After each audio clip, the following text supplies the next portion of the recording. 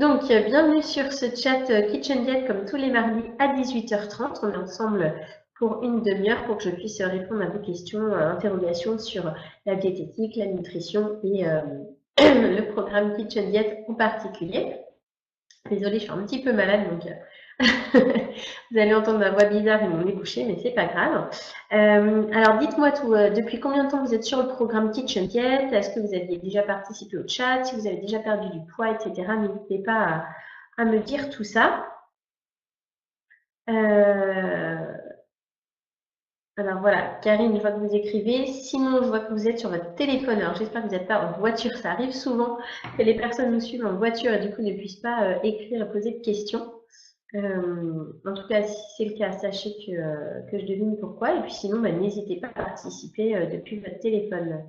Pour moi, 2 jours seulement sur le programme, mais ça fait 1 semaine que je faisais attention à mon alimentation. D'accord. Alors du coup, comment est-ce que vous trouvez les plats Kitchen Diet, Karine? Tant mieux si ça vous plaît. Est-ce que vous avez pensé aussi à prendre rendez-vous avec la diététicienne? Vous savez qui peut faire... je n'ai pas l'impression d'être au régime. Alors tant mieux parce que c'est un peu notre slogan.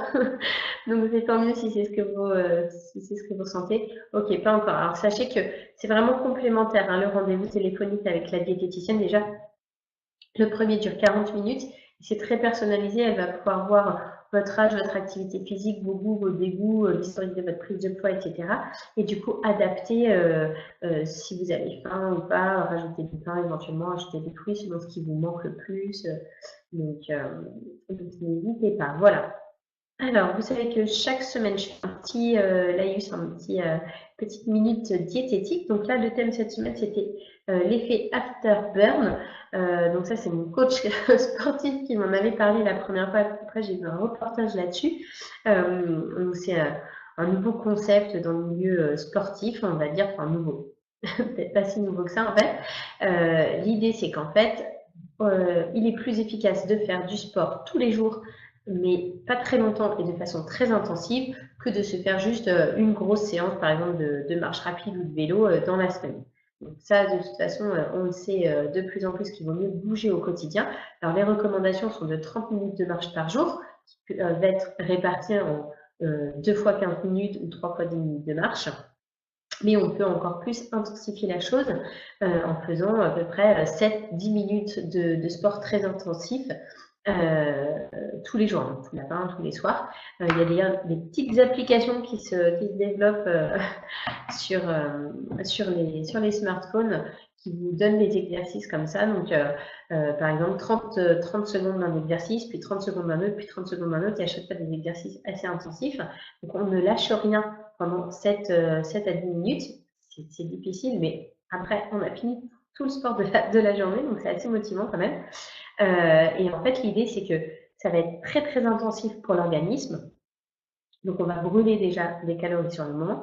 Et surtout, l'après, le temps que l'organisme restaure tout ce qu'il a utilisé et tout ce qu'il a cassé, abîmé, entre guillemets, pendant ce laps de temps, il va falloir refaire les recharges, les réserves d'oxygène, il va falloir réparer les fibres musculaires, il va falloir remettre tout l'organisme à jour, puisqu'il aura été très violemment, très intensément brusqué sur le moment.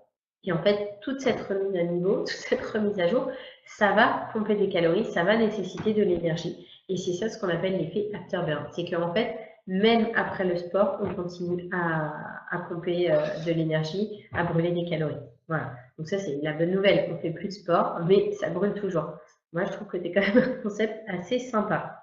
Alors, du coup, est-ce que vous aviez des questions particulières, sinon Karine ou Simon, sur votre programme?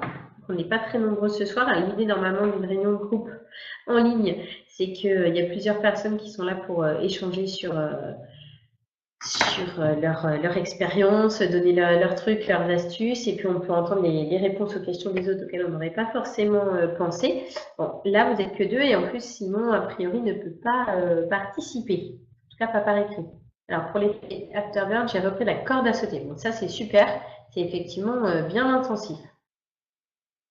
Et on se demande comment on y jouait aussi longtemps dans la cour de récré. Je ne sais pas si c'est l'effet que ça vous fait, mais moi, c'était l'effet que ça me faisait.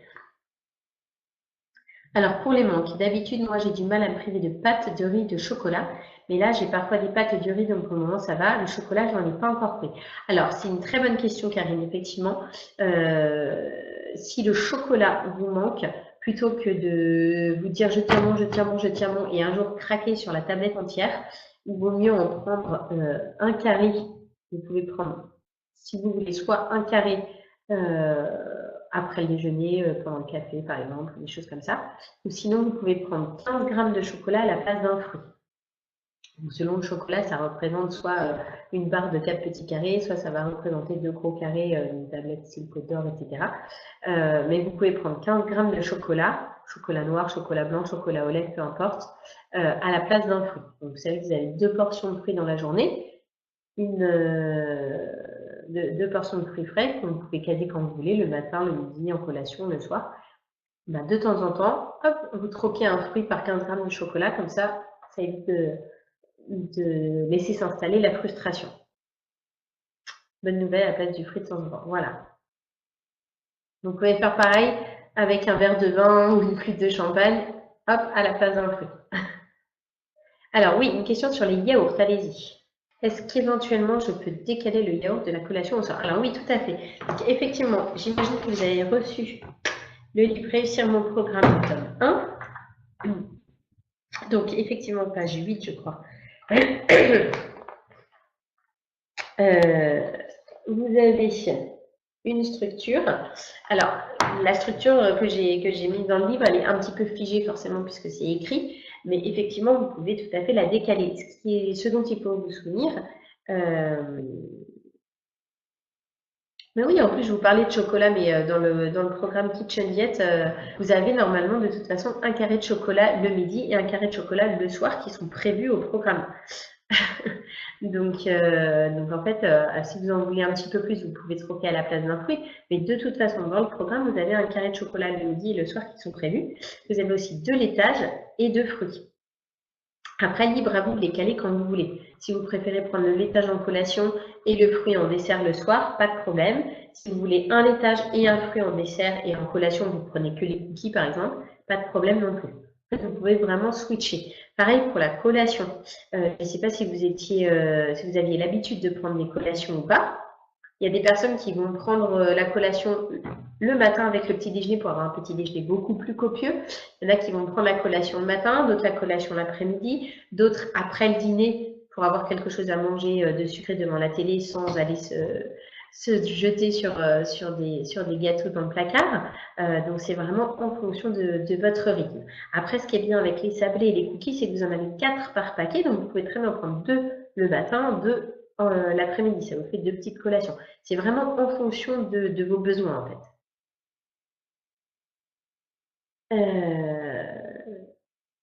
Voilà, donc décaler les yaourts, il n'y a pas de souci. Pour ce qui est des yaourts, donc en fait, j'ai marqué des laitages nature 0%, donc ça peut être des faisselles, du fromage blanc, des petits suisses nature ou des yaourts. Donc les yaourts, c'est soit des yaourts nature 0%, soit des yaourts nature au lait demi écrémé, donc vraiment le yaourt lambda de base, style le yaourt bleu de Danone.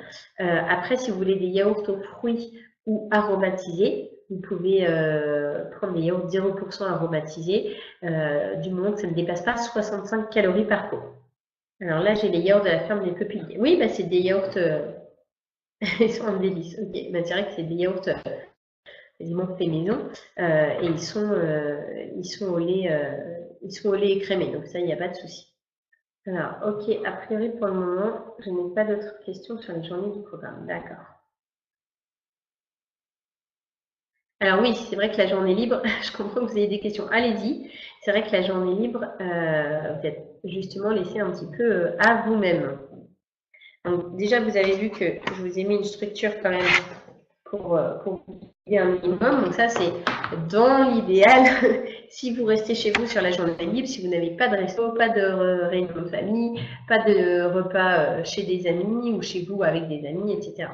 Après, si vous recevez voilà, si vous recevez, si vous êtes invité chez des amis, que vous avez quelque chose à cuisiner, n'hésitez pas à utiliser les recettes aussi que je vous poste. Je ne sais pas si vous avez Facebook, vous pouvez liker notre page Facebook. Tous les vendredis, je vous poste une recette tous les vendredis, je vous poste une nouvelle recette avec à chaque fois les équivalences, les calories par portion, donc comment l'intégrer justement à cette structure. Et puis, vous recevez aussi 2 recettes dans une newsletter le vendredi. Voilà, allez voir sur Facebook. En plus, vous allez voir le lundi aussi, je mets un article nutrition tous les lundis. Donc, vous avez vraiment des informations complémentaires. Et puis, si jamais vous faites nos recettes, n'hésitez pas à publier les photos ou les commentaires sur Facebook, ça nous fait toujours plaisir.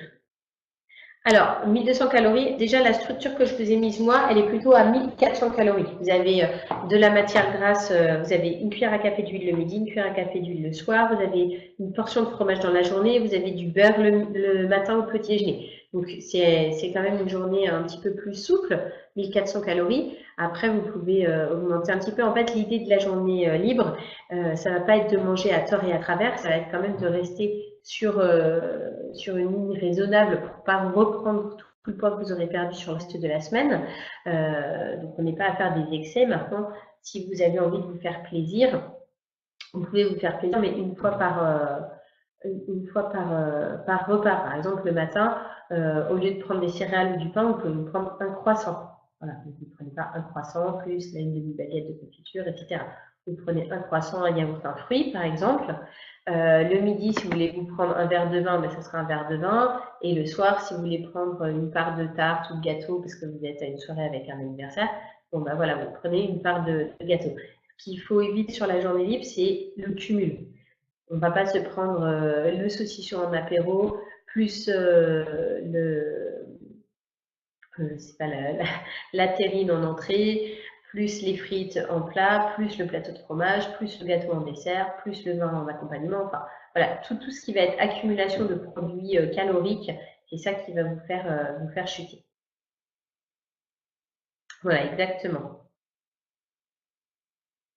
Donc après, ce qui peut être intéressant justement pour le rendez-vous avec la diététicienne, si vous avez déjà des choses de prévues, par exemple, si vous lui dites, on n'est pas encore à la période des raclettes, mais ça ne va pas tarder, si vous lui dites, bah, tel jour, j'ai une raclette qui est prévue, ou j'ai une paella chez des amis, on va aller dîner avec une copine dans une crêperie mardi soir prochain, voilà, qu'est-ce que je mange, qu'est-ce que j'évite. Si vous avez des choses très précises, la diététicienne pourra justement vous guider au mieux. Après, si vous dites juste, j'ai un repas chez des amis prévu, forcément, on va pouvoir vous donner des conseils, mais ça sera un petit peu plus aléatoire. Vous avez bien raison. Vous avez bien raison. Alors, est-ce que vous avez des choses prévues justement ce week-end? Alors, j'ai prévu poulet basquez, donc viande maigre. D'accord, mais si vous restez chez vous, légumes sans gras, j'en ai rarement ou peu. Ok. Donc après, si vous cherchez des recettes, alors vous pouvez remonter pour voir les recettes qui ont déjà été publiées. Sinon, vous avez le blog Kitchen Diet. Vous tapez blog Kitchen Diet dans Google et là, vous avez notre blog où on a plein d'articles et de recettes. C'est ce qu'on publie sur Facebook qui est relayé directement sur le blog en fait. La raclette dans 8 semaines. Ok, vous avez bien raison. Eh bien, c'est parfait. Je vous remercie d'avoir été présente, en tout cas avec toutes vos questions. Simon, j'espère que vous nous avez entendus, à défaut de participer. Je vous souhaite une très belle semaine, ma soeur Karine, et puis j'espère à mardi prochain, 18h30. Bye!